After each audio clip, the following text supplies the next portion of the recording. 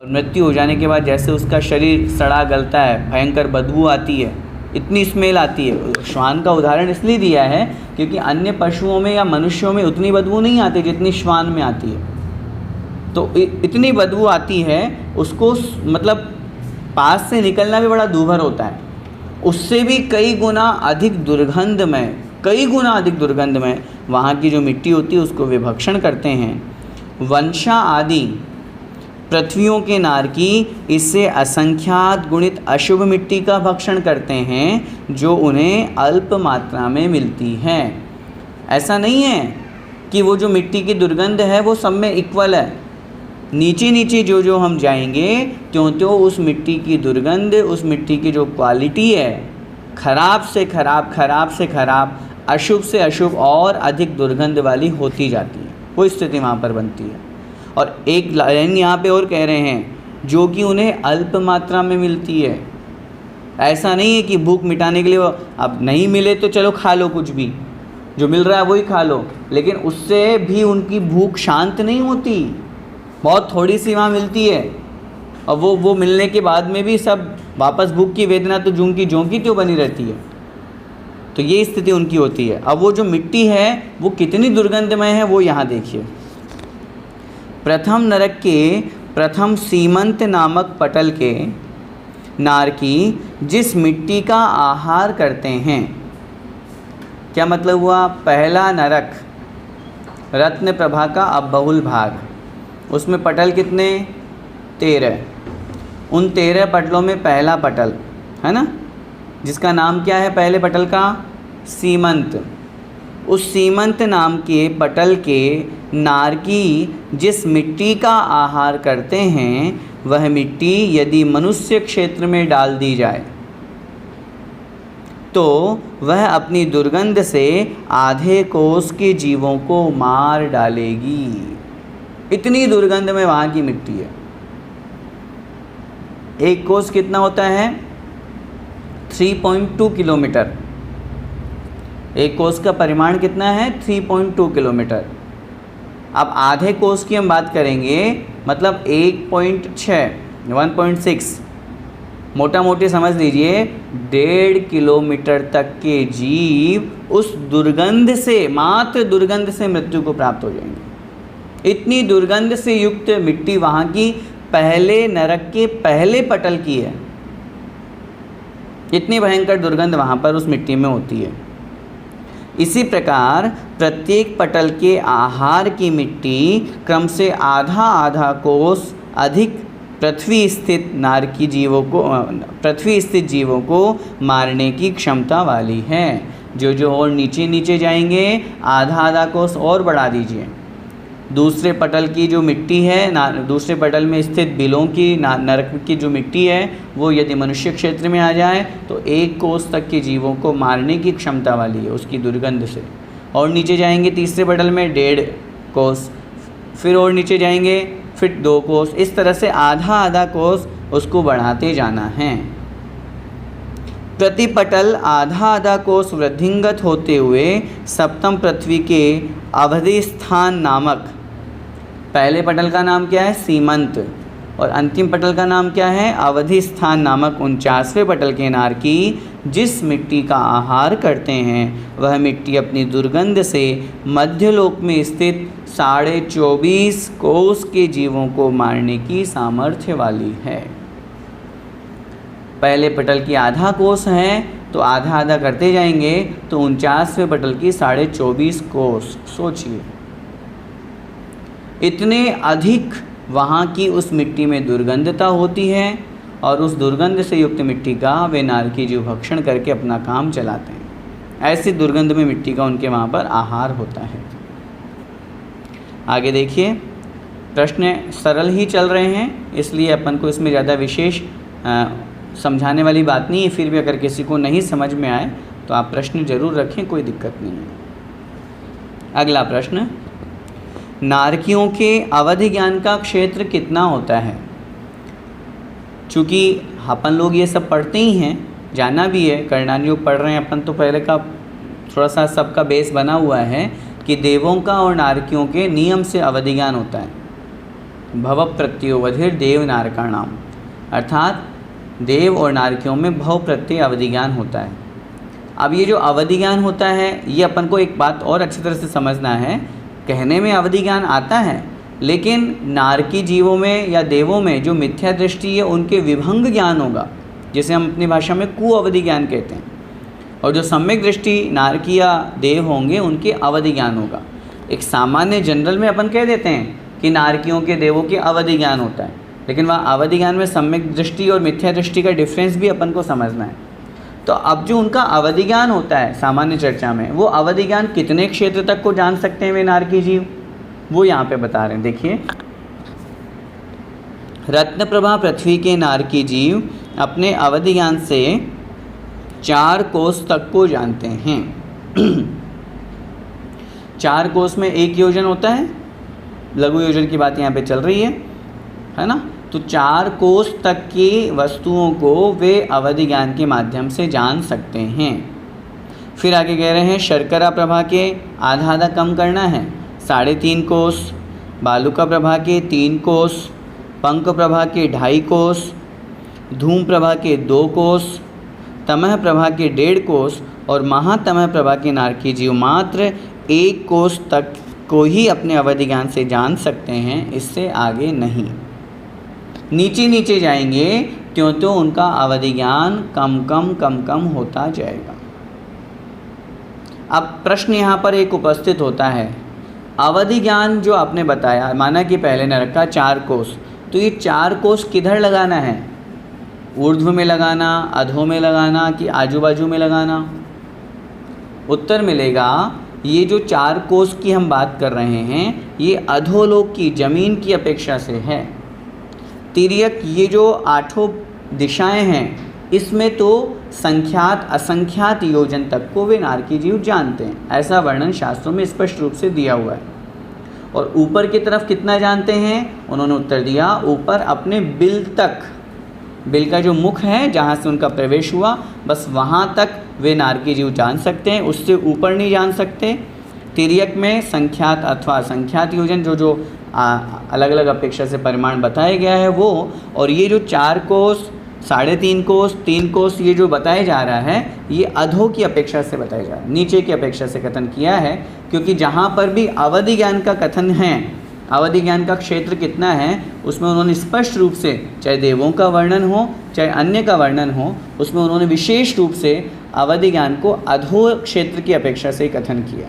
और देवों का तो निश्चित रूप से अधो क्षेत्र की अपेक्षा से कथन होता है। नारकी जीवों का भी ये जो 4 कोस 3 कोस आदि है ये भी उसी अपेक्षा से समझना चाहिए। तिर्यक में संख्यात अथवा असंख्यात योजन को वो जानने की सामर्थ्य रखते हैं। आगे देखिए, नारकी अपने अवधि ज्ञान द्वारा क्या यह जान सकता है कि वह अगले भाव में कहाँ पर उत्पन्न होगा और पूर्व पर्याय में कहाँ था? अब जो अभी प्रश्न का उत्तर हमने पढ़ा पहले वाला, उससे इस प्रश्न का उत्तर मिल गया अपन को। क्योंकि जब बिल के ऊपर से जानते ही नहीं है तो फिर ये प्रश्न ही नहीं होता, क्योंकि वापस उधर तो उत्पन्न होना नहीं उनको, तो इसलिए वो नहीं जान सकते। ये इस प्रश्न का उत्तर होगा। अब देखें क्या लिख रहे हैं। नारकियों में अवधि ज्ञान का उत्कृष्ट क्षेत्र योजन प्रमाण है, क्योंकि अपन ऊपर ने पढ़ा ना 4 योजन, तो योजन के अंतर्गत ही है। 4 कोस ऊपर पढ़ा था अपन ने, पहले नरक के नारकी जीव कहाँ तक जान सकते हैं? 4 कोस तक जान सकते हैं। तो 4 कोस तक जानने का क्या तात्पर्य है? 4 कोस मतलब 1 योजन तक, तो योजन प्रमाण ही है। और काल एक समय कम मुहूर्त प्रमाण है। कितने काल तक की बात को जान सकते हैं वो? एक समय कम मुहूर्त मतलब 48 मिनट, 48 मिनट से एक समय कम, बस इतने काल तक की ही बात को वो जान सकते हैं अपने अवधि ज्ञान से, इससे ज़्यादा नहीं। नरक से मरण करके जीव मध्यलोक में उत्पन्न होगा, ये नियम है। मनुष्य या तिर्यक बनेगा और कोई ऑप्शन उसके पास है नहीं। तथा मध्यलोक से ही जीव नरक में उत्पन्न होता है और यह क्षेत्र 1 योजन से बहुत अधिक है। अपन पढ़ते ही है ना, रत्नप्रभा पृथ्वी कितनी मोटी है? 1,80,000। तो अब बहुल भाग में रह रहा है, अगर पहला नरक का नारकी जीव भी पहले पटल में भी रह रहा है तो भी अभी उसके ऊपर 1,00,000 योजन है, और उसको जानना कितना सा है? मात्र 4 योजन, और वो मात्र 4 कोस 1 योजन, और वो भी नीचे, और बिल से ऊपर जानना नहीं है, तो वो सवाल ही पैदा नहीं होता कि वो कैसे जान पाएगा। अतः नारकी यह नहीं जान सकता है कि वह मरकर कहाँ पर उत्पन्न होगा अथवा पूर्व में कौन से पर्याय में उत्पन्न हुआ था। ये नारकी जीव नहीं जान सकता, पहले कहाँ था, आगे उसे कहाँ जाना है, नारकी जीव ये नहीं जान सकता, क्योंकि ये उसकी अवधि ज्ञान के क्षेत्र के बाहर है। जाति स्मरण होना अलग बात है, अवधि ज्ञान होना अलग बात है। जाति स्मरण से उसे पूर्व पर्याय का स्मरण हो सकता है, इसमें कोई आपत्ति नहीं है, क्योंकि वहाँ नरकों में जाति स्मरण से सम्यक दर्शन कहा गया है। समझ में आ रही बात? जो अपन लोग पढ़ते हैं जाति स्मरण अलग चीज़ है, अवधि ज्ञान अलग चीज़ है, इसलिए दोनों को अलग अलग ही समझिएगा। अभी हमने जो चर्चा की है ये अवधि ज्ञान की है, जाति स्मरण की नहीं। जाति स्मरण तो 7वें नरक में भी हो सकता है, उसमें कोई आपत्ति नहीं है, इसलिए जाति स्मरण अलग, अवधि ज्ञान अलग। आगे, प्रथम आदि पृथ्वियों में जन्म मरण का अंतर कितना होता है? जन्म मरण का अंतर से क्या तात्पर्य है? हमने तो ये पढ़ा है कि एक बार नरक में जन्म लेने के बाद फिर पुनः नरक में अथवा देव में जन्म नहीं होता, तुरंत अगली बार या तो वो जीव मनुष्य बनेगा या फिर तिर्यंच बनेगा। अब फिर जन्म मरण के अंतर से क्या तात्पर्य है? मतलब एक बार अगर किसी जीव ने पहले नरक में वो जन्म लिया, जन्म लेने के बाद में वापस आया, मनुष्य बना, या जो भी आगे अपन पढ़ेंगे कौन सी पृथ्वी से निकल करके कहाँ क्या क्या बनता है, पुनः वापस उसी नरक में चला जाए, फिर वापस तद्रूप मनुष्य तिर्यंच बना, फिर वापस उसी नरक में चला जाए, फिर वापस मनुष्य तिर्यंच बना, फिर वापस उसी नरक में चला जाए, तो ये प्रोसेस कितनी बार तक हो सकती है? कंटिन्यू, जिसे अपन ने यहाँ नाम दिया जन्म मरण का अंतर कितना है। उत्तर दे रहे हैं, प्रथम आदि पृथ्वियों में जन्म मरण के अंतर का प्रमाण, मैंने जो अभी चर्चा की वो तो विरह काल की कर ली, जन्म मरण होने की अपेक्षा से।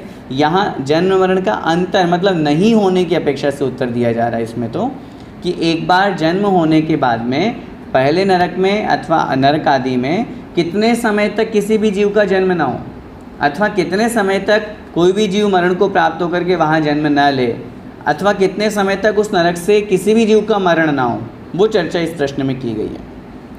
देखिए उत्तर, प्रथम आदि पृथ्वियों में जन्म मरण के अंतर का प्रमाण क्रमशः 24 मुहूर्त, 7 दिवस, 1 पक्ष, पक्ष माने पखवाड़ा 15 दिन, 1 माह, 2 माह, 4 माह और 6 माह है। क्या मतलब इसका? समझा रहे हैं। अर्थात प्रथम आदि पृथ्वियों में कोई नारकी जीव जन्म मरण न करे तो अधिक से अधिक इतने समय तक न करे, इसके बाद तो नियम से किसी का जन्म मरण होता ही है। 24 मुहूर्त पहले नरक का बताया। हो सकता है पहले नरक में 24 मुहूर्त तक, एक मुहूर्त कितना? 48 मिनट, है ना? 48 मिनट का एक मुहूर्त होता है, उसको हम 24 से गुणा करेंगे तो जितने मिनट आएंगे उनको हम 60 का भाग देंगे तो उतने घंटे हमारे निकल आएंगे। उतने समय तक हो सकता है नियम मैक्सिमम कि पहले नरक में कोई जन्म न ले, जन्म लेने का वो चीज़ वो खाली रह सकती है पहले नरक में, हो सकता है। और ऐसा भी हो सकता है कि 24 मुहूर्त तक पहले नरक से किसी का मरण ही नहीं हो, लेकिन 24 मिनट पूरे होने के बाद में अगले ही समय में नियम से किसी न किसी जीव का पहले नरक में जन्म होगा ही होगा, चाहे वो कहीं कहीं पाप किया हो, कहीं से मरा हो, पूरे मनुष्य लोक की अपन या पूरे मनुष्य तिर्यंच जो मध्य लोक उसकी अपन बात कर रहे हैं, कहीं का कोई सा भी जीव हो, इस तरह का वहाँ पर कथन किया गया है। 24 मुहूर्त तक मैक्सिमम जन्म मरण का अंतर हो सकता है। और ऐसे आगे आगे इन्होंने बताया 7 दिवस, 1 महीना, 1 पखवाड़ा, 1 महीना, मतलब 7वें नरक की अगर अपन बात करें तो 7वें नरक में ऐसा हो सकता है कि 6 महीने तक किसी जीव का जन्म ही ना हो, मैक्सिमम ऐसा हो सकता है।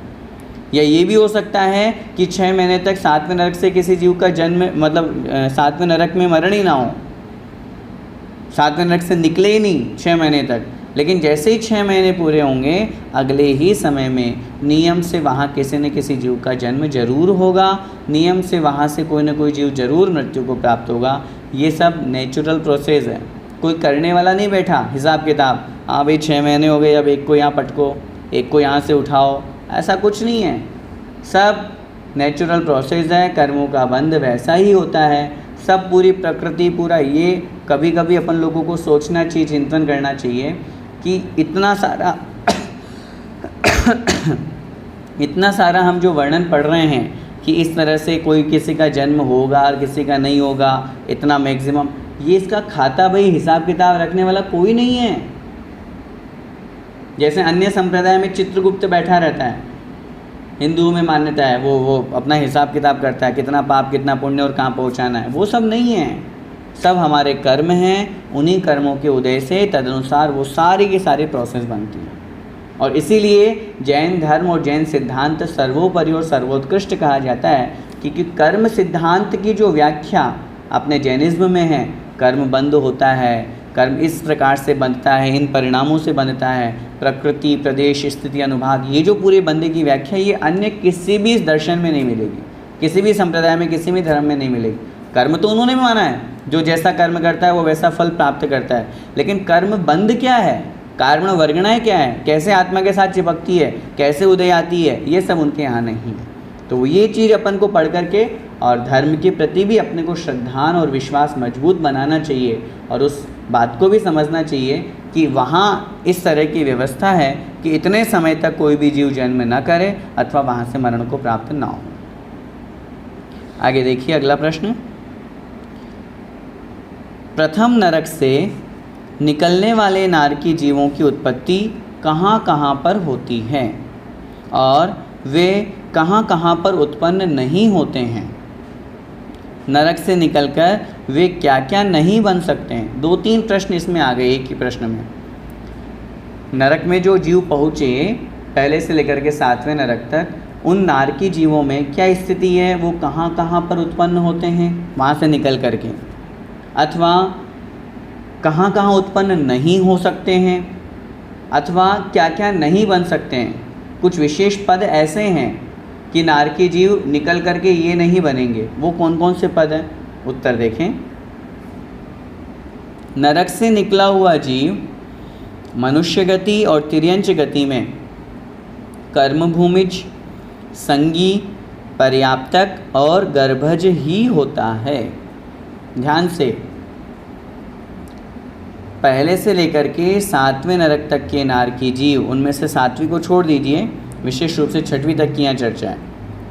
वे नारकी जीव जब वहाँ से मरण को प्राप्त होंगे तो नियम से बनेंगे मनुष्य और तिर्यंच, इसके अलावा और कोई ऑप्शन नहीं है।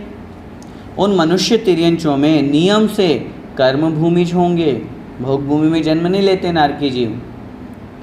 संगी होंगे, असंगी नहीं होते। असंगी जीव नरक में जा सकते हैं, पढ़ेंगे अभी हम आगे पहले नरक तक। असंगी जीव मरण को प्राप्त होकर के नरक में जा सकते हैं, लेकिन नारकी जीव असंगी नहीं बनता। नारकी जीव मरण को प्राप्त होकर के नियम से संगी बनेगा, पर्याप्तक होगा और गर्भज ही होते हैं। उपाद वाले तो होने का सवाल ही नहीं है, औपाधिक जन्म तो होना नहीं है, क्योंकि वो तो देव नारकियों का होता है। बच्चे समूर्छन, अब समूर्छन में भी अपन को समझना है, जब हम असंगी पंचेंद्रिय तक तो जन्म लेना नहीं है। तिर्यंचों में असंगी पंचेंद्रिय तक के सब जीव जो होते हैं, 4 इंद्रिय तक के तो नियम से सभी जीव समूर्छन जन्म वाले ही होते हैं।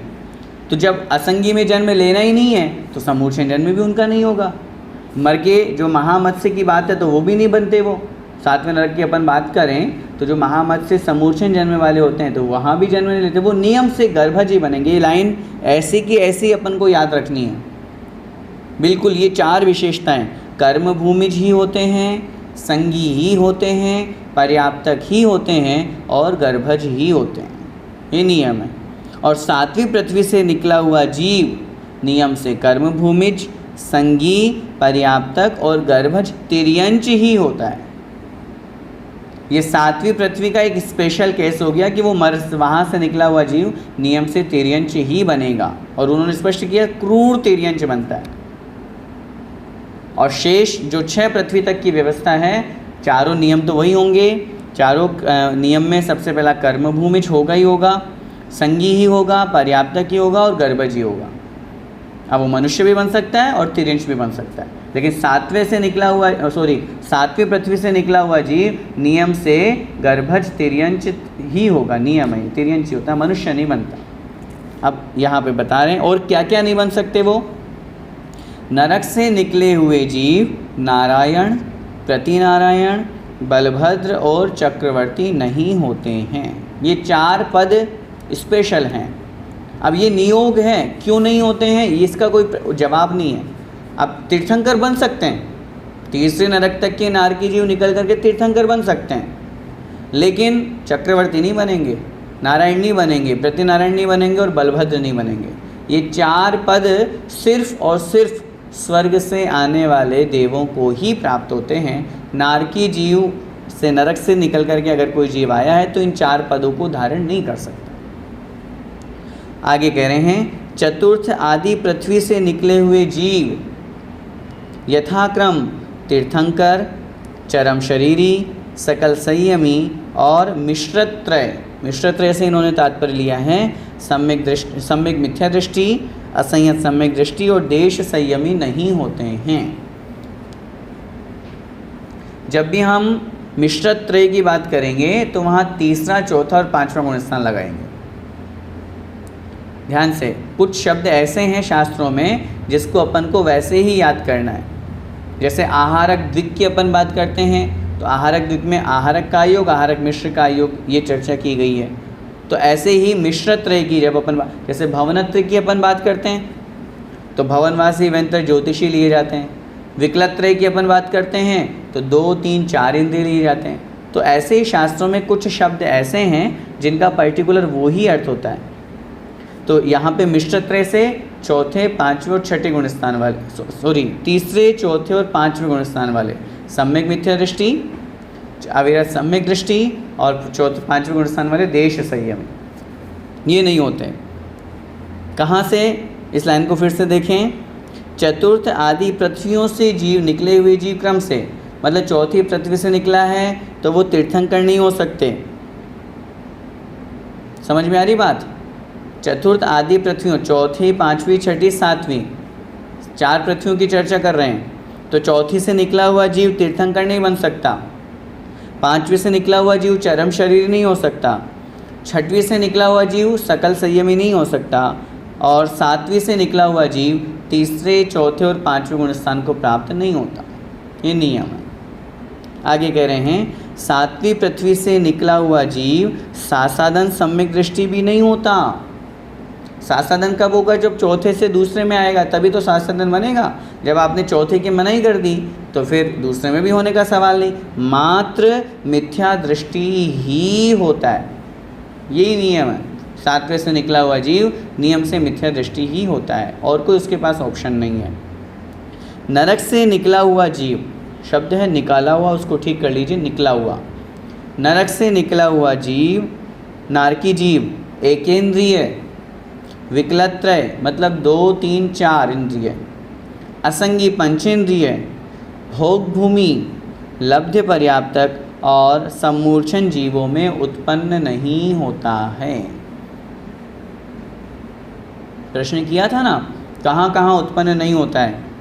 इनमें उत्पन्न नहीं होता, भोग भूमि में नहीं जाएगा, असंगी पंचेंद्रिय में नहीं जाएगा, विकलत्र में नहीं जाएगा, एकेंद्रिय में नहीं जाएगा। मतलब यूँ समझ लीजिए, एकेंद्रिय, 2 इंद्रिय, 3 इंद्रिय, 4 इंद्रिय, असंगी पंचेंद्रिय तक उसका जन्म नहीं होगा। और जो अपन ने ऊपर पढ़ा था, नियम से संगी ही बनता है, कर्म भूमि का ही बनता है, पर्याप्तक ही बनता है, लब्ध पर्याप्तक नहीं होता है, और गर्भज ही बनेगा, समूर्छन नहीं होगा। ये नियम है, ये अपन को नियम याद रखने हैं ताकि अपन को ये ध्यान रहे कि कौन से जीव कहाँ कैसे जन्म लेते हैं और कहाँ से निकल करके कहाँ जन्म नहीं लेते हैं। विशेष रूप से जो 4 पद हैं जो यहाँ पे दिए गए हैं, नारायण, प्रतिनारायण, बलभद्र और चक्रवर्ती, ये 4 पद नरक से निकला हुआ जीव प्राप्त नहीं करता है, मात्र देवों से जन्म लेने वाले जीव ही इन पदों को प्राप्त करते हैं। ठीक है, आगे देखिए। एक और प्रश्न ले लेते हैं। तीर्थंकर प्रकृति वाला जीव नरक में कहाँ तक किस अवस्था में जा सकता है? नरकों में उसके लिए क्या विशेष व्यवस्था क्या होती है? पहली बात तो बहुत से लोगों की गलत धारणा है कि जिसने तीर्थंकर प्रकृति का बंद कर लिया वो नरक में कैसे जाएगा। लेकिन अगर किसी जीव ने पहले नरकायु का बंद कर लिया और बाद में उसने तीर्थंकर प्रकृति का बंद प्रारंभ किया, तब तो वो नरक में जाना ही पड़ेगा। अगर क्षायिक सम्यक दृष्टि है तब तो पहले नरक से नीचे नहीं जाएगा। लेकिन अगर क्षायुपशमिक सम्यक दृष्टि है तब तो मरण से अंतिम अंतर्मुक्त पहले सम्यक दर्शन छूटेगा, नरक में जाएगा तीसरे नरक तक। फिर उसके बाद में वहाँ पहुँचते ही अंतर्मुक्त बाद फिर वापस अपना सम्यक दर्शन प्रारंभ कर देगा। और तीर्थंकर प्रकृति ध्रुवबंदी प्रकृति है, तो यहाँ का अंतर्मूर्त और वहाँ का अंतर्मूर्त, बस दो अंतर्मूर्त जो है वो उस समय उसकी प्रकृति का बंध रुकेगा, उसके बाद वापस उसकी प्रकृति का बंध शुरू हो जाएगा। वही उत्तर यहाँ पे अपन को समझना है। जिस मनुष्य ने पहले नरकायु का बंध कर लिया है और फिर पीछे मतलब बाद में सम्यक दर्शन प्राप्त कर तीर्थंकर प्रकृति का बंध किया है, ऐसा जीव तीर्थंकर प्रकृति की सत्ता वाला हुआ। उस जीव को अपन क्या कहेंगे? इस जीव के तीर्थंकर प्रकृति सत्ता वाला ये जीव है। क्यों? क्योंकि अंदर तीर्थंकर प्रकृति आत्मा के साथ में बैठी हुई है। वह जीव तीसरे नरक तक जा सकता है, ये नियम है, उससे नीचे नहीं जाएगा। प्रथम नरक में जाने वाला जीव तीर्थंकर सत्वी, मतलब जिसके साथ में तीर्थंकर प्रकृति की सत्ता है, ऐसा वह जीव सम्यक दर्शन सहित प्रथम नरक में ही जाता है। प्रथम नरक बिन षटभु ज्योतिष वाला जो हम पंक्तियाँ पढ़ते हैं, वहाँ जो हम सम्यक दर्शन की महिमा पढ़ते हैं कि सम्यक दृष्टि जीव नरक में जन्म नहीं लेता पहले नरक को छोड़ करके, तो वहाँ क्षायिक सम्यक दृष्टि लगाइएगा।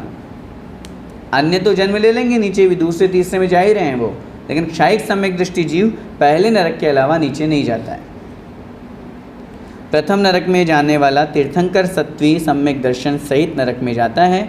दूसरे एवं तीसरे नरक में जाने वाला तीर्थंकर सत्वी जीव मरण समय से पूर्व मिथ्या दृष्टि होकर ही जा सकता है, क्योंकि वो दूसरे और तीसरे में जा रहा है।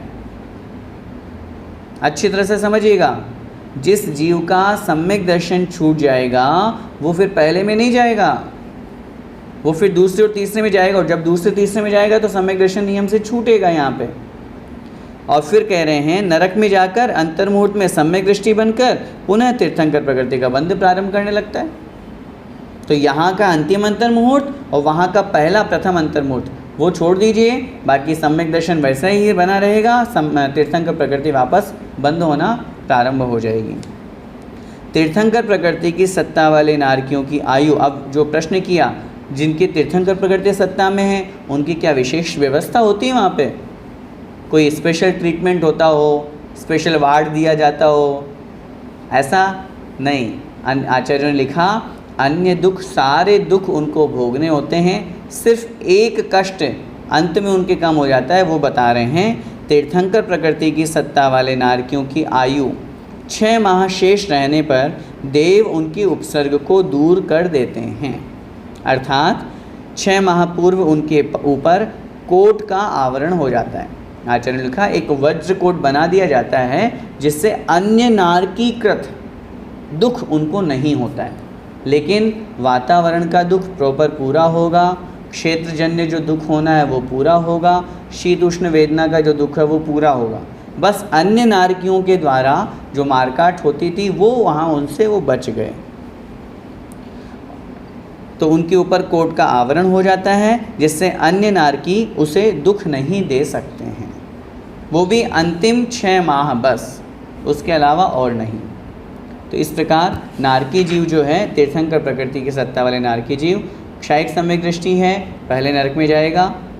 अगर सम्यक दर्शन के साथ में मरण नहीं हो रहा है, क्षायिक सम्यक दृष्टि हैं, तो वे तीसरे नरक तक जा सकते हैं, बशर्ते बस उनके साथ में 2 अंतर्मुहूर्त, पहले का अंतिम और वहाँ का प्रथम, ये 2 बार छूटेगा सम्यक दर्शन और तीर्थंकर प्रकृति का बंध। तीर्थंकर प्रकृति का बंध भी इसलिए छूट जाएगा क्योंकि तीर्थंकर प्रकृति का बंध सम्यक दृष्टि जीव ही करता है। सम्यक दर्शन छूटा तो तीर्थंकर प्रकृति भी छूट गई, सम्यक दर्शन वापस हुआ तो वापस निरंतर तीर्थंकर प्रकृति बनना प्रारंभ हो जाती है। बस आज के लिए इतना ही, शेष प्रश्न हम आगे देखेंगे। अब आप लोगों के जो प्रश्न आए हैं उनको हम देख लेते हैं।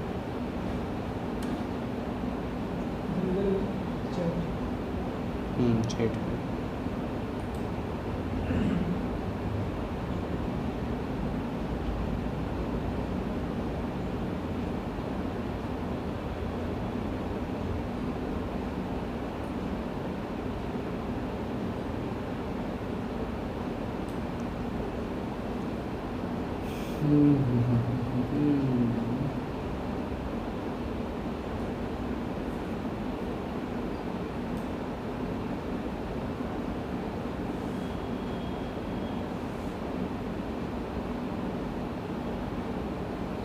सोलहवें नंबर में लास्ट लाइन क्लियर नहीं हो रही है, फिर से देख लीजिए। प्रश्न नंबर 16,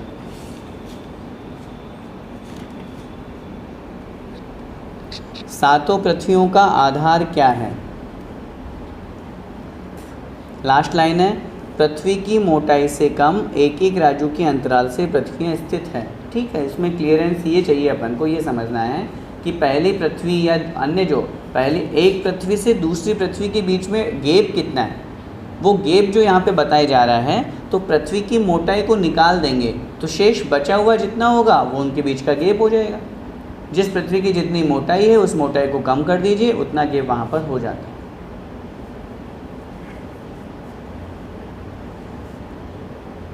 चौबीस नंबर में लास्ट पैराग्राफ का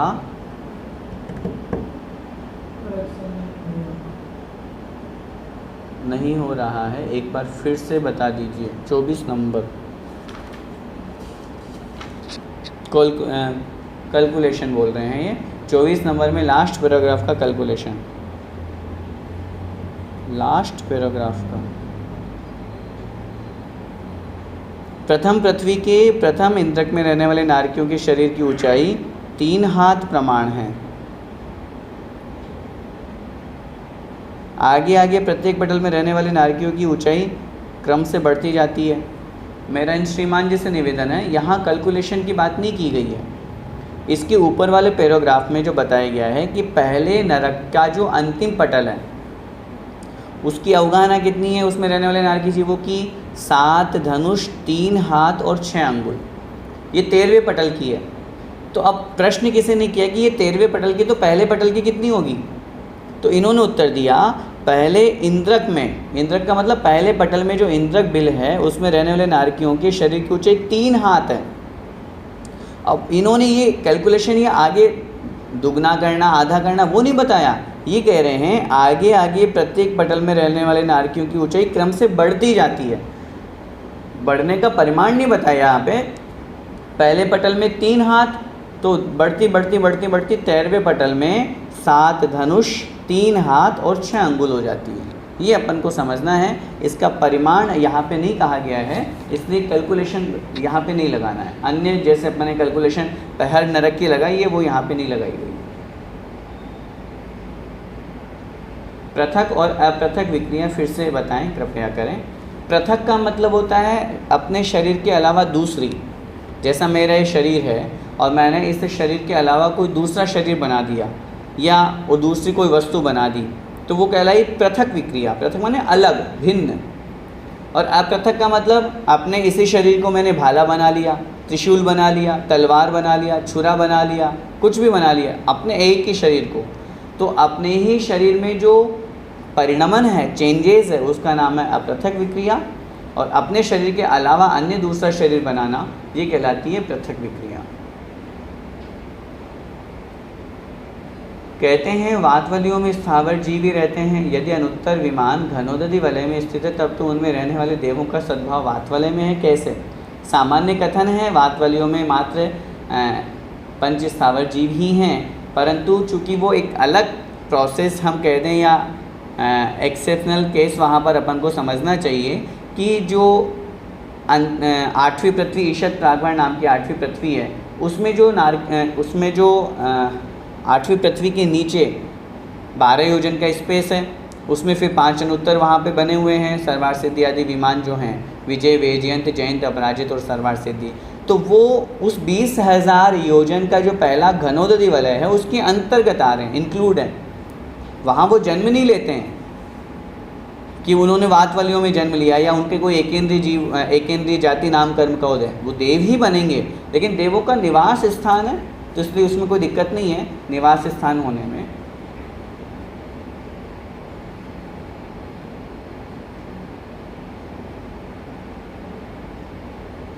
इन्होंने कहा 3,61,62,241 सही 2/3, ये नंबर फिक्स है क्या?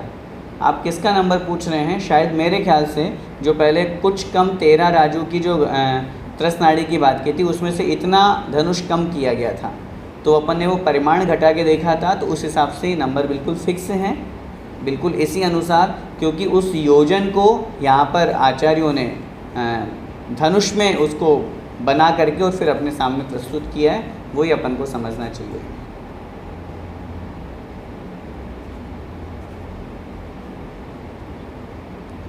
वर्तमान में विदेह क्षेत्र में 20 तीर्थंकर कहाँ कहाँ पर हैं? तो विदेह क्षेत्र की जब अपन चर्चा करते हैं तो विदेह क्षेत्र के बिल्कुल बीचों बीच में सुमेरु पर्वत है, ऊपर से सीता नदी निकल करके पूर्व दिशा की तरफ बह रही है, नीचे से सीतोदा नदी निकल करके पश्चिम दिशा की तरफ बह रही है। साथ में ही उस सुमेरु पर्वत के चारों तरफ वन विभाग वनवेदी होने से उसके दो भाग हो गए, एक पूर्व विदेह एक पश्चिम विदेह। उसमें भी पूर्व विदेह में बीच में नदी निकल जाने से पूर्व उत्तर विदेह हो गया, जिसमें 8 नगरियाँ बनी हुई है। फिर नीचे दक्षिण पूर्व विदेह हो गया, पूर्व दक्षिण विदेह, जिसमें 8 नगरियाँ बनी हुई है। ऐसे ही दक्षिण पश्चिम विदेह, इसमें भी 8 नगरियाँ बनी हुई है, और पश्चिम उत्तर विदेह जिसमें 8 नगरियाँ बनी हुई है। जब हम मिनिमम 20 तीर्थंकरों की बात करते हैं, कम से कम सीमंदरादि 20 तीर्थंकर, तो वे इन 8 नगरियों में से अंतिम नगरी में सीमंदर नाम के भगवान। अच्छी तरह से समझिएगा, ये 20 तीर्थंकर मिनिमम वहाँ रहते ही रहते हैं, नाम वाले, इन 20 नाम वाले तीर्थंकर। तो इन 8 नगरियों में जब हम मैक्सिमम लगाएंगे तो 8 में तीर्थंकर हो सकते हैं। जब हम कम से कम की चर्चा करते हैं, इन 8 नगरियों में वर्तमान में अंतिम नगरी में सीमंदर, नीचे आ जाएंगे तो अंतिम नगरी में युगमंदर, ऐसे ही इधर आ जाएंगे तो 8 नगरियों की अंतिम में, बाहर वाली अंतिम में बाहु, और ऊपर की तरफ जाएंगे तो बाहर वाले अंतिम में सुबाहु। ये जम्बू द्वीप के 4 तीर्थंकर हुए। ऐसे ही पूर्व धातकी खंड के 4, पश्चिम धातकी खंड के 4, पूर्व पुष्करार्ध के 4, पश्चिम पुष्करार्ध के 4, इस तरह से 20 तीर्थंकरों की रचना वहाँ पे की गई है। 20 तीर्थंकर वहाँ पर पाए जाते हैं, और ये अंतिम नगरी में, अंतिम गली में होते हैं, ये अपन को समझना है।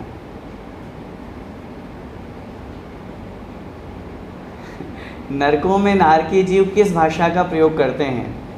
इस संबंध में हमारे कहीं पढ़ने में आया नहीं है कि वो किस भाषा का प्रयोग करते हैं, लेकिन वहाँ क्षेत्रजन्य जो भी भाषा होती होगी तदनुसार वो मारते काटते होंगे, वैसा चिल्लाते होंगे। भाषा वर्गना तो है ही वहाँ पे। नरकों की जन्मभूमियाँ कैसी होती है? नरकों की जन्मभूमियाँ कैसी होती है मतलब उपाद स्थान तो बता ही दिया। जन्मभूमि का मतलब उपाद स्थान कैसे होते हैं, इसका वर्णन यहाँ पे आ ही गया था। ये वाला जो प्रश्न था हमारा पूरा 26 नंबर का प्रश्न, ये इस प्रश्न का उत्तर है। लेश्य से क्या लड़ाई झगड़े में फ़र्क पड़ता है? बिल्कुल पड़ता है। लेश्य का मतलब कषायों की प्रवृत्ति, कषायानुरंजित योगों की प्रवृत्ति। कषाय तीव्र होगी तो झगड़ा भी ज़्यादा करेंगे, इसलिए तो 7वें नरक में सबसे ज़्यादा दुख है, क्योंकि वहाँ परम कृष्ण लेश्य है, तो इसलिए लेश्य की अपेक्षा से अंतर पड़ता है।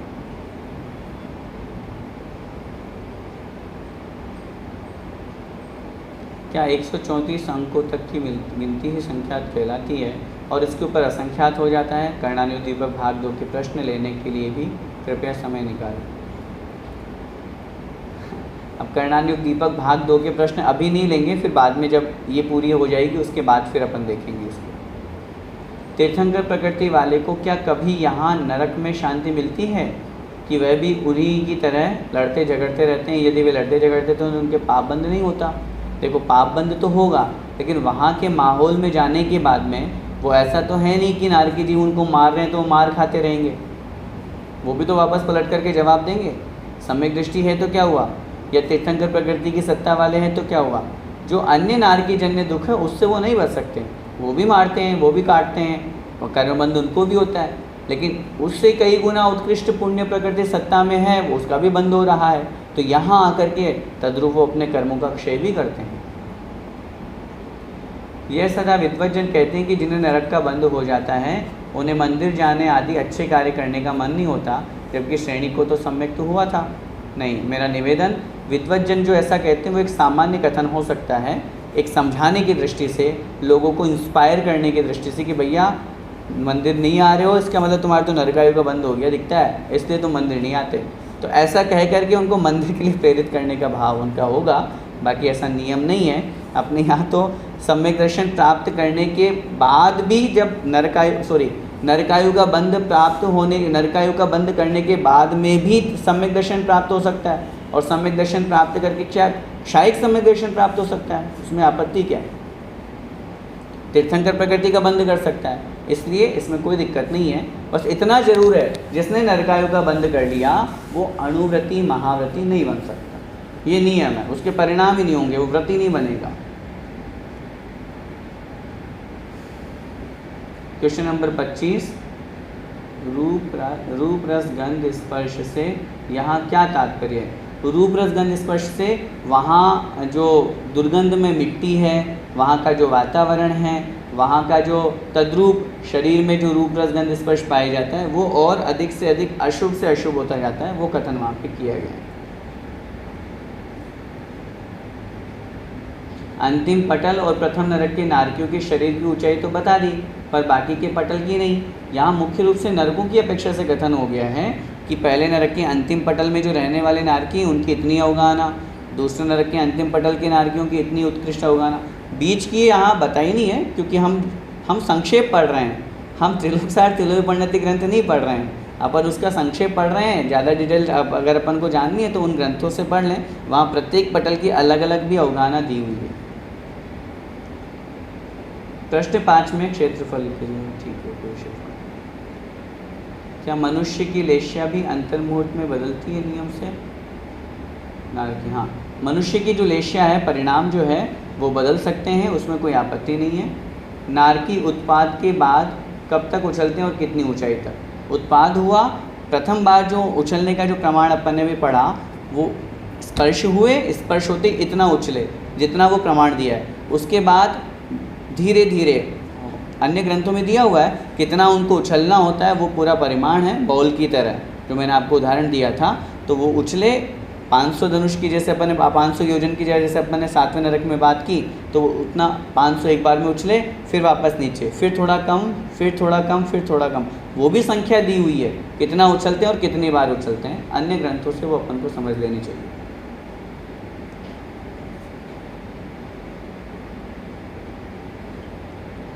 नारकी जो तीर्थंकर बनने वाले हैं उन्हें अगले भाव में जब उनके चारों ओर भ्रकुटी बनती है 6 माह पूर्व, तो क्या उन्हें अवधि ज्ञान से पता चल सकता है? भ्रकुटी का मतलब कोट, आई थिंक शायद आपका प्रश्न भ्रकुटी से वज्रकोट ही होगा। अवधि ज्ञान से पता चलने में आपत्ति नहीं है, क्योंकि जब 6 माह रह जाते हैं शेष और जब चारों तरफ वज्रकोट बन रहा है तो ये तो निश्चित रूप से उनको पता ही होगा कि अब मेरी आयु अंतिम 6 माह बची हुई है, तो इसलिए उसमें कोई आपत्ति नहीं। और पूर्व में भी अगर वो उनके अवधि ज्ञान के क्षेत्र में वो स्थान आता है और वो स्थिति आती है तो ज्ञान होने में कोई आपत्ति नहीं है। जय जिनेंद्र भैया जी, प्रश्न 26 में उपाद शैया के आकार के शब्द हैं, उन सबके अर्थ बताइए। अब सबके अर्थ तो हमें भी नहीं पता, क्योंकि मुख्य मुख्य कुछ ऐसे शब्द हैं, पशुओं के आकृति वाले ये शब्द दिए हुए हैं, तो वही अपन को समझना चाहिए। अब जैसे उष्ट्रिका का मतलब होता है ऊँट, अब ये कोथली कोई जानवर होगा, इसी तरह मुदगर जो मारने वाला शस्त्र होता है, नाली अपन समझते ही हैं, गाय, हाथी, घोड़ा, नाव समझते ही हैं, झालर जो है बिल्कुल पेटी टाइप का जो होता है वो, मसूर जो बहुत बारीक होता है, ध्वज मतलब ध्वजा के आकार, श्रृगाल मतलब सियार, खर माने गधा, करभ का अर्थ नहीं पता, झूला, रीछ आदि। तो कुछ शब्द ऐसे हैं जिनका अर्थ नहीं पता, बाकी तो अलग अलग आकार के या पशुओं के आकार वाले, उसमें भी इन्होंने आदि शब्द का प्रयोग कर दिया, तो इस तरह के आकार वाले वहाँ पे उपाश्रयें बनी होती हैं। एक पाकिस्तान से एक कोने का उपाद स्थान कैसे पॉसिबल है, जो इन्होंने कहा यहाँ पर नीचे दिया हुआ है, उपाद स्थान 7, 3, 2, 1 और 5 कोने वाले होते हैं। तो एक कोने से वहाँ समझना चाहिए कि बिल्कुल सीधा जीव वहाँ पर पहुँचा, सीधा जीव वहाँ पर पहुँचा और पहुँचते ही साथ वो जो एक कोना नीचे का जो त्रिकोण वाला कोना है, उस कोने को यहाँ पर एक कोने वाला उपाद स्थान समझना चाहिए। जीव पर्याप्ति या विग्रह गति में ग्रहण करता है या योनि स्थान पर पहुँचने के बाद ग्रहण करता है? योनि स्थान पर पहुँचने के बाद, जैसे योनि स्थान पर पहुँचा तुरंत वहाँ पर उसने अपने पर्याप्तियों को ग्रहण करना, वर्गणाओं को ग्रहण करना प्रारंभ कर देता है। विग्रह गति में तो अनाहारक रहता है। अगर बिना मोड़े वाला जीव है तब उस स्थिति में जरूर वो आहारक है, लेकिन फिर भी पर्याप्तियों का प्रारंभ तो योनि स्थान पर पहुँचने के बाद ही होता है। जीव 1, 2 व 3 मोड़ा कब लेता है? इस संबंध में शायद चर्चा पहले आई हो या नहीं आई होगी, तो उसमें स्पष्ट दिया हुआ है, जब जीव को सीधा गमन करना हो अथवा नीचे सीधा जाना हो, जिसे हम कहते हैं अविग्रहा जीवस्य, संसारी अथवा मुक्त जीव की जो बिना मोड़े वाली गति होती है वो एक ही लाइन में, जैसे अपन उदाहरण के लिए समझिए, जो मैथमेटिक्स में हम ग्राफ पढ़ते हैं, है ना, बारीक बारीक लाइंस होती हैं, ऐसे ही पूरे लोक में आकाश के प्रदेशों की पंक्तियां बनी हुई है, जिसे हम श्रेणी कहते हैं। उस श्रेणी के अनुसार गमन होता है। अब किसी जीव को यहाँ से मरण को प्राप्त होकर के यहाँ जन्म लेना है बिल्कुल सीधा, तो उसको मोड़ा लेने की ज़रूरत नहीं है, तो बिना मोड़े वाली गति कहलाई। अब अगर उस जीव को यहाँ के स्थान पे यहाँ जन्म लेना है तो क्या करेगा? पहले ऐसा जाएगा और फिर यहाँ से ऐसा जाएगा, तो उसने एक मोड़ा ले लिया। अगर किसी जीव को यहाँ से यहाँ और अंदर गहरा जाना है, भाई यहाँ से यहाँ जन्म लेना है, तो पहले ऐसा फिर ऐसा और फिर अंदर गहरा भी तो 7 राजू हमारा लोग, तो वो 2 मोड़े हो गए। और 3 मोड़े वाला जो केस है वो केवल और केवल निष्कुट क्षेत्र से विपरीत निष्कुट क्षेत्र में पहुंचने वाले जीव की अपेक्षा से बनता है, वो भी विपरीत में। क्यों? क्योंकि बीच में जब अपन लोक को इस तरह से बनाते हैं तो यहाँ जैसे माना कि ये हुआ, अब यहाँ से किसी जीव को यहाँ पहुँचना और अंदर जाना है, तो क्योंकि यहाँ तो ये लोक ख़त्म हो ही रहा है तो सीधा तो जाएगा नहीं वो, तो पहले वो अंदर जाएगा, एक यहाँ से यहाँ गया, 1 मोड़ा हो गया, फिर यहाँ से यहाँ है, फिर यहाँ 2 हो गए और अंदर गहरा गया तो 3 मोड़े हो गए। इस तरह से 3 मोड़े विपरीत निष्कुट क्षेत्र से विपरीत निष्कुट क्षेत्र में पहुँचने वाले जीव के ही बनते हैं। बाकी त्रस नाड़ी या लोक नाड़ी की जब अपन चर्चा करते हैं, उसमें जो रहने वाले जीव हैं वो मैक्सिमम 2 मोड़े में ही अगले स्थान पर जन्म ले लेते हैं। खरभाग और पंख भाग में 7,72,00,000 जिनालय हैं, तो वहाँ जो असुर कुमार जाति के देव रहते हैं तो वहाँ उजाला तो होगा, तो वह भी देव विक्रिया से उजाला कर लेते हैं। तथा जो नीला आकाश दिखता है, स्वर्ग आदि इससे ऊपर है या इसी आकाश के अंदर ही सिद्ध भगवान है? नहीं। पहला वाला प्रश्न का जो उत्तर है, पहली बात तो उजाला तो होने में आपत्ति नहीं, क्योंकि वहाँ पे निश्चित रूप से चैत्यालय हैं, भवनवासी देव हैं, और भवनवासी देव जो हैं वो रत्नमणियों से खचित उनके महल बने हुए हैं और जिनाले भी हैं, तो वहाँ उजाला होने में कोई आपत्ति नहीं है। दूसरा जो आपने प्रश्न किया, नीला आकाश दिखता है, स्वर्ग आदि इसके ऊपर है तथा इस आकाश के अंदर ही सिद्ध भगवान है। ये आकाश जो दिखता है, ये आकाश द्रव्य नहीं है, ये तो एक बादल है। और ये तो कितना सा दिखता है, आप एरोप्लेन में बैठेंगे तो आपको नीचे आकाश दिखेगा, ऊपर नहीं। ऊपर तो दिखेगा ही दिखेगा, आपको नीचे भी आकाश दिखने लग जाएगा। तो ये जो बादल हैं उनका एक समूह है जो अपन को नीला आकाश दिखता है। स्वर्ग की अपन बात करें, 16 स्वर्गों की या फिर सिद्ध भगवान की, तो वो तो बिल्कुल अधर में ऊपर विराजमान है। वहाँ ये बादल नहीं है, वहाँ ये बादल नहीं है, वहाँ तो बिल्कुल खाली स्थान आकाश है, वही अपन को समझना है।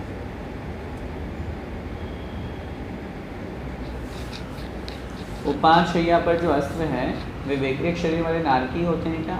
नहीं, उपाद शैया पे जो अस्त्र शस्त्र है वे तो वहाँ नेचुरल है। वैक्रिक शरीर वाले नारकी वहाँ उपाद शैया में कैसे क्या करेंगे? वो तो नीचे नरक में रह रहे हैं ना। आपका प्रश्न है जो उपाद शैया इस तरह से बनी हुई है, यहाँ पे जो तलवार आदि हैं तो नारकी जीव यहाँ थोड़ी ना है, वो तो जन्म लिया और तुरंत नीचे पहुँच गया। और वहाँ जो उपाध्याय में अस्त्र बने हुए हैं वो नेचुरल है कि जैसे वहाँ जीव पहुँचेगा तो सबसे पहले उन्हीं अस्त्र शस्त्रों पर पहुँचेगा पड़ेगा। जीव 1 2 मोड़ा 3 परिस्थिति हो गया मोड़ा वाला। योजन कोष कौन से में बड़ा और कौन सा छोटा? योजन कोष, योजन और कोष में से कौन बड़ा कौन छोटा? नहीं, योजन और कोष में से तो कोष छोटा है, योजन बड़ा है। 4 कोष का 1 योजन होता है अथवा 2000 कोष का 1 महायोजन होता है, ये मैंने आपको लिखवा दिया। अंतिम प्रश्न समय आपका हो रहा है। क्या अम्बावरीश देवों को भी नरक के दुख भोगने पड़ते हैं? मारकर आदि, मारकाट आदि नहीं। अम्बावरीश जाति के देव वहाँ के दुख कैसे भोगेंगे? वो तो दुख देते हैं ना, वो तो दुख देते हैं, उनको कैसे दुख मिलेगा? वो तो नारकी जीव, वो तो देव पर्याय को है। जो नरक में रहने वाले जीव है वो उनको मारकाट नारकी जीव आपस में करते हैं। अच्छा, क्या कभी ऐसा हो सकता है कि सब नारकी मिलकर के किसी अम्बावरीश को पीट दे? ऐसा थोड़ी ना होगा, नहीं ऐसा नहीं होता है। वो देव हैं, हाँ, देव मिलकर के नारकियों को पीटते हैं। अम्बावरीश जाति के देवों के संबंध में लिखा हुआ है, वे जो देव हैं वो उनको आपस में लड़ाते भिड़ाते तो हैं ही, लेकिन वे खुद भी उनको मारते काटते हैं, वे भी उनको कष्ट देते हैं। इस तरह का वहाँ होता है। बाकी नारकी जीव देवों को नहीं मारते हैं या देव आपस में वहाँ पर झगड़ा नहीं करते हैं, ये अपन को समझना। आइए, समय आपका हो गया।